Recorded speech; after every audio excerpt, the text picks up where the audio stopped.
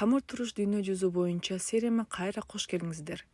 Бүгүн биз ливандык манакешти камыр туруш менен даярдайбыз. Затар жана зайтун майы кошулган салттуу жуканан.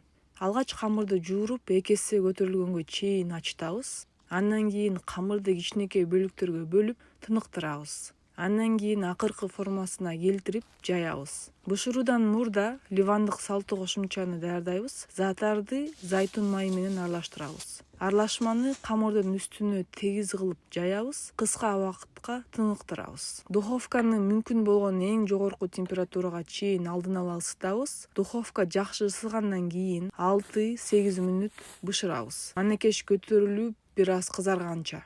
Бул камырдын өлчөмүнөн 12 даана ливандык нанды жасоого болот. Бул серияда мен адамдарга нанды ата-бабаларыбыздай камыр туруш менен жасоону үйрөтөм. Каалаган өлкөңүздү комментарийге жазыңыз. Балким кийинки эпизод ошол өлкөгө арналат.